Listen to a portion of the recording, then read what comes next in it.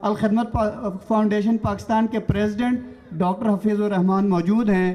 میں بلا تاخیر ڈاکٹر صاحب سے گزارش کروں گا کہ سٹیج پہ تشریف لائیں اور اقرا یونیورسٹی کے ان اسٹوڈنٹ سے مخاطب ہوں۔ نحمدہ و نصلی علی رسولہ الکریم، اما بعد فاعوذ باللہ من الشیطان الرجیم، بسم اللہ الرحمن الرحیم۔ رب اشرح لی صدری ویسر لی امری واحلل عقدۃ من لسانی یفقہوا قولی۔ عزیزان محترم، یہ نوجوانوں کی جب کوئی محفل سجتی ہے تو مجھ جیسے بوڑھے بھی یہاں پر پہنچ کر جوان ہو جاتے ہیں، کیونکہ جو جوش و خروش اس مجلس میں ہوتا ہے وہ کہیں اور نہیں ملتا۔ مجھے جب دعوت دی گئی تو کہا گیا کہ یہاں پہ کچھ ہیروز کو نوازا جا رہا ہے، ان کو خراج تحسین پیش کیا جائے گا۔ تو مجھے بڑا عجیب سا لگا، چند لمحوں کے لیے صرف۔ اس کے فوراً بعد مجھے بات سمجھ میں آ گئی کہ میں تو استعارہ ہوں ان بے شمار ہیروؤں کا جنہوں نے پورے ملک میں ایک پورے جذبے کے ساتھ سیلاب کے دوران کام کیا۔ میں تو ان کو ریپرزینٹ کرنے آیا ہوں۔ مجھے وہ ہیرو یاد آتا ہے کہ جو جب دیر اپر میں سیلاب آیا اور بکھرا ہوا دریا گزر رہا تھا اور اس کی طرف دیکھنا بھی لوگ گوارا نہیں کرتے تھے، خوف آتا تھا، اس کے اوپر اس جوان نے رسیاں باندھی اور ایک چارپائی کے ذریعے وہاں پر دوسری طرف پھنسے ہوئے لوگوں کو وہاں سے ریسکیو کیا، اور اس کی وہ ویڈیو پوری دنیا کے اندر پھیلی۔ مجھے دنیا کے کئی ممالک سے میرے دوستوں کے فون آئے، میسیجز آئے، جنہوں نے یہ ویڈیو دیکھی تھی، اور ایک نے تو کمال کیا، کہتے ہیں ڈاکٹر صاحب یہ کون لوگ ہیں جو اس طرح اپنی جان پر کھیل کر لوگوں کو بچا رہے ہیں۔ میں تو ان لوگوں کے لیے آیا ہوں کہ جن کو آپ نے دیکھا کہ برف سے اٹے ہوئے پہاڑوں پر لائن کے ساتھ چلے جا رہے ہیں اوپر، اور اپنے کندھوں پہ انہوں نے خوراک بھی اور بستر بھی اٹھا رکھے ہیں، ان لوگوں کے لیے جو اس برف میں پھنس چکے ہیں۔ میں تو ان لوگوں کو خراج تحسین پیش کرنے آیا ہوں جو جب مری کا واقعہ ہوا اور برف سے سب لوگ پھنس گئے اور وہاں یہ رضاکار پہنچے، یا پھر کووڈ کے دوران جب پوری طرح لاک ڈاؤن تھا تو وہاں اس آسمان نے یہ منظر بھی دیکھا کہ کچھ نوجوان نکلتے ہیں اور مری اور اسلام آباد کے پہاڑوں پر جا کر بندروں کو خوراک پہنچاتے ہیں، چونکہ ٹورزم ختم ہو گیا تھا، لوگ اس طرف نہیں آ رہے تھے، تو ان جانوروں کو خوراک نہیں مل رہی تھی۔ میں تو خراج تحسین پیش کرنے آیا ہوں ان نوجوان لوگوں کو جو کووڈ کے دنوں میں اس وقت باہر نکلے جب سب لوگ اپنے گھروں میں دبک کر بیٹھ گئے تھے اور اپنے عزیزوں اور رشتہ داروں سے ملنا بھی ترک کر دیا تھا، لیکن یہ لوگ باہر نکل کر مزدوروں میں خوراک بانٹ رہے تھے، لوگوں کے گھروں تک راشن پہنچا رہے تھے۔ عزیزان محترم، جب یہ دعوت ملی کہ اس طرح کے نوجوانوں کو خراج تحسین پیش کرنا ہوگا تو میں کشاں چلا آیا۔ اس وقت سیدھا پشاور سے صرف آپ کی خدمت میں حاضر ہوا ہوں۔ میرے انتہائی عزیز بیٹوں اور بیٹیوں، مجھے کچھ آپ سے کہنا ہے۔ یہ جن لوگوں کی میں بات کر رہا تھا اس میں یقیناً کچھ میرے جیسے بوڑھے بھی ہوں گے، لیکن میجورٹی ان میں آپ جیسے جوانوں کی تھی۔ میں چند لمحے صرف، کوئی لمبی تقریر نہیں کروں گا، لیکن 2-4 باتیں آپ کے لیے خصوصی طور پہ کہنا چاہتا ہوں۔ آپ میں سے اکثریت بچوں کی عمریں 15 سے 30 سال کے درمیان ہیں، یہ میرا اندازہ ہے۔ آپ کو پتہ ہے کہ اس عمر کی قیمت کیا ہے؟ میں صرف یہ آپ پر واضح کروں گا اور پھر آپ سے رخصت چاہوں گا۔ یہ 15 سے 30 برس والی عمر، اس کو غنیمت جانو، اس کو سمجھو کہ اس کے اندر کس قدر توانائی پوشیدہ ہے، کس قدر قوتیں اس کے اندر ہیں۔ اگر بات آپ سمجھنا چاہیں تو میں راکٹ سائنس آپ کے سامنے رکھتا ہوں۔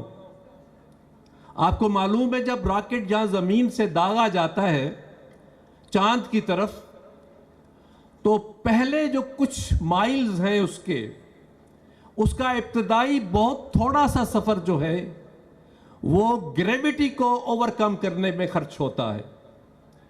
اس گریویٹی کو اوور کم کرنے کے لیے راکٹ کی 90% انرجی خرچ ہو جاتی ہے۔ جب ایک دفعہ وہ زمین کے مدار سے نکل جاتا ہے تو پھر اسے بہت کم انرجی چاہیے ہوتی ہے۔ اب اسی چیز کو اپنی زندگی پر اس کو انطباق کیجئے کہ یہ 15 سے 30 سال کی عمر، اس میں تمام تر مخالف قوتیں، تمام تر باطل قوتیں آپ کو اپنی طرف کھینچتی ہیں، اور آپ نے زور لگا کر ان باطل قوتوں سے باہر نکلنا ہے، ان کے مدار سے باہر نکلنا ہے، اور اس میں آپ کی 90% انرجی خرچ ہو جائے گی۔ مگر جب آپ اس پوری قوت لگا کر اس مدار سے باہر نکل جائیں گے تو آپ کا رستہ آسان ہو جائے گا، پھر آپ سموتھ سیل کریں گے۔ لیکن یاد رکھیے کہ راکٹ سائنس کی ایک اور خاص بات ہے کہ اس راکٹ نے ایک خاص ڈائریکشن میں موو کرنا ہے۔ اگر اس کی ڈائریکشن ذرا بھی ترچھی ہوگی تو پھر وہ کبھی بھی مدار سے باہر نہیں نکل سکے گا، وہ ادھر ہی چکر لگاتا رہے گا۔ آپ نے بھی اپنی ڈائریکشن اگر صحیح متعین نہ کی تو پھر آپ زندگی کے چکر میں گھومتے رہیں گے۔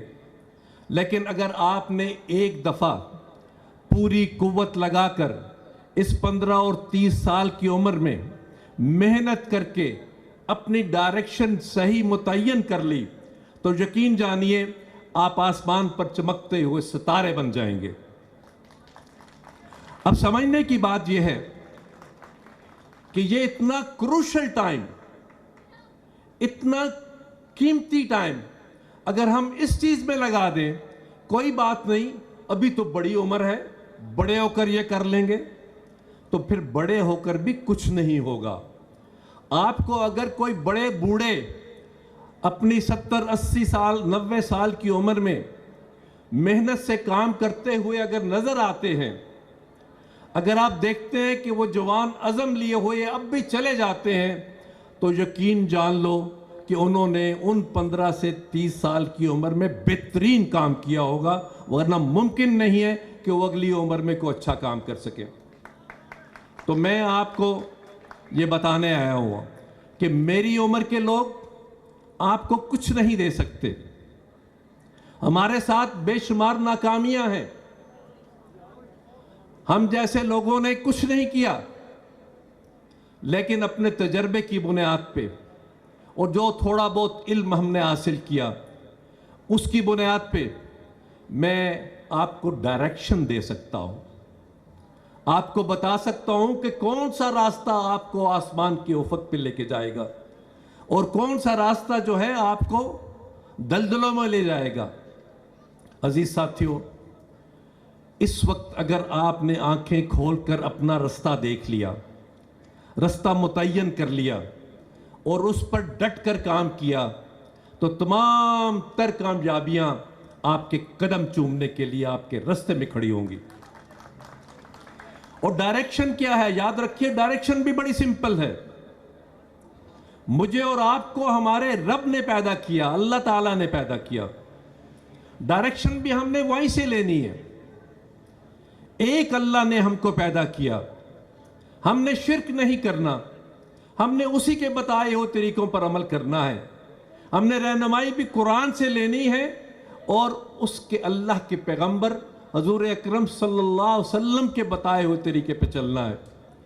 اگر ہم نے وہ طریقہ اپنا لیا, اپنی ڈائریکشن متعین کر لی, اور پھر ضروری ہے کہ محنت بھی کی, تو یقین جانیے کہ اس عمر میں بھی کامیابیاں آپ کا ساتھ دیں گی, اور پھر بقیہ عمر میں بھی کامیابیاں آپ کے لیے منتظر بیٹھی ہوں گی, اور پھر آخرت کی کامیابی تو خیر آپ ہی کی ہونی ہے.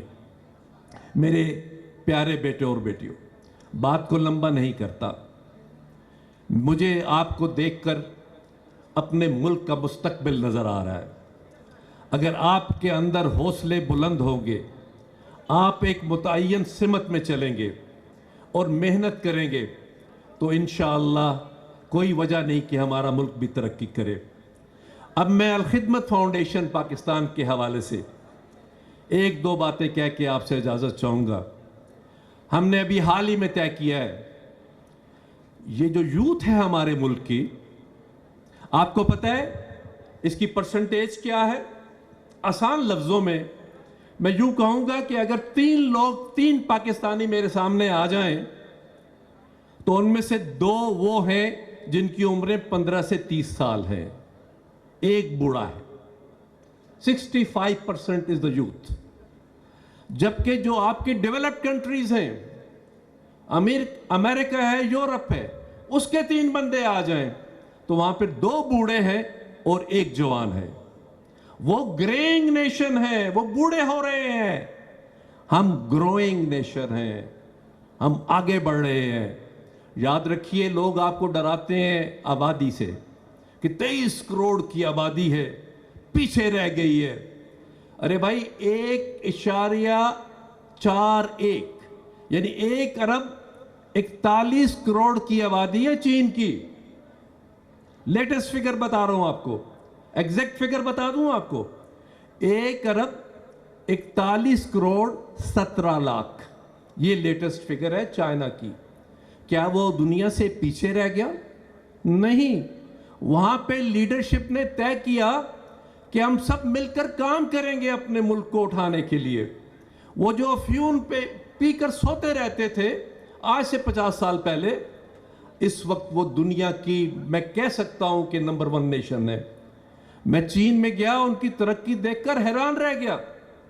کون سی چیز ہے کہ وہ نہیں بناتے؟ تو 1 ارب 41 کروڑ کی آبادی والا ملک نمبر 1 ملک بن سکتا ہے.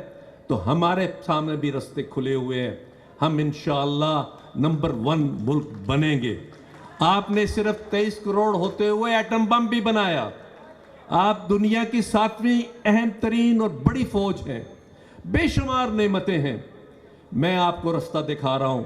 الخدمت فاؤنڈیشن پاکستان نے طے کیا ہے کہ ہم اگلے 2 سالوں میں انشاءاللہ 1 ملین نوجوانوں تک پہنچیں گے, 10 لاکھ نوجوانوں تک. ان کو ہم نے کیا دینا ہے؟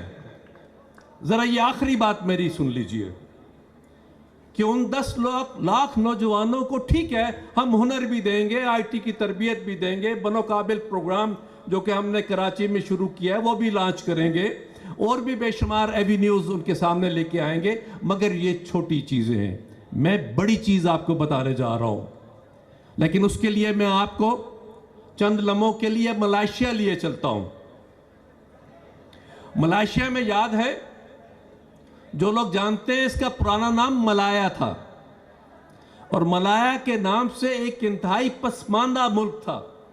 وہاں پہ ایک نوجوان مہاتیر محمد کے نام کا آتا ہے, اور وہ آ کے کہتا ہے کہ میں اپنی قوم کو صحت اور تعلیم دوں گا, بقیہ یہ قوم خود کرے گی. اور اس نے صحت اور تعلیم کے لیے مور دین 40% GDP مختص کیا اپنے ملک کا, اور بالآخر آپ نے دیکھا کہ وہ ایشین ٹائیگر بنا. اور وہیں سے میں ایک پیغام لے کر آیا. 2009 میں وہاں پہ ایک سٹوڈنٹس کیمپ میں گیا. آپ جیسے جوان بچے اور بچیاں تھے اس اسٹوڈنٹس کیمپ پہ, میڈیکل اسٹوڈنٹس تھے, اور یہ انٹرنیشنل کیمپ تھا. کو 15 ممالک کے بچے وہاں پہ تھے, 200 کے لگ بھگ. لنکاوی ان کا ایک جزیرہ ہے, اس کے ایک خوبصورت ریزارٹ میں یہ کیمپ تھا 5 دن کا. میں نے ان کے ساتھ کو 3 دن گزارے. اس کیمپ کی منتظمین نے مجھے بتایا کہ یہ اس سیریز کا نواں کیمپ ہے, ہر سال وہ کیمپ کرتے ہیں, مگر اس دفعہ انہوں نے طے کیا کہ یہ جو پارٹیسپینٹس ہیں ان کو ہم اختیار دیں گے کہ وہ آرگنائز کریں. سارے پروگرام کو وہ آرگنائز کر رہے تھے. میں نے 3 دن میں دیکھا کہ بچے صبح فجر سے پہلے اٹھتے ہیں, تیار ہو کے نماز پڑھتے ہیں, ایکسرسائز کرتے ہیں, ناشتے کی جگہ جاتے ہیں, پھر لیکچرز ہوتے ہیں, پھر کھیل کے میدان میں جاتے ہیں, ہائیکنگ کے لیے جاتے ہیں, مختلف مقابلوں میں حصہ لیتے ہیں, شام کو وہ سوشل نائٹ مناتے ہیں. بہت سارے پروگرام صبح سے لے کے رات تک چلتے ہیں, بہت آرگنائز, ایک ایک منٹ کے حساب سے آرگنائز. مجھے بتایا گیا کہ یہ ان بچوں نے خود آرگنائز کیا ہے. آخری کنکلوڈنگ سیریمنی تھی, اس کا میں واقعہ بتاتے ہوئے آپ سے اجازت چاہوں گا. اس کنکلوڈنگ سیریمنی میں چیف آرگنائزر کو دعوت دی گئی کہ بیٹا آئیے آپ تقریر کیجئے. وہ آیا, اس نے کہا کہ آپ نے کیمپ کے سارے انتظامات دیکھے, مجھے کچھ نہیں کہنا, ہر چیز بالکل روشن دن کی طرح آپ کے سامنے ہے. اچھا تھا یا برا تھا, مجھے امید ہے آپ کو پسند آیا ہوگا. بس مجھے تو یہ کہنا ہے کہ trust your youth, they will amaze you. Alkhidmat نے 1 ملین نوجوانوں کو اعتماد دینا ہے. We will trust you and you will amaze your nation, inshallah. وآخر دعوانا الحمد للہ.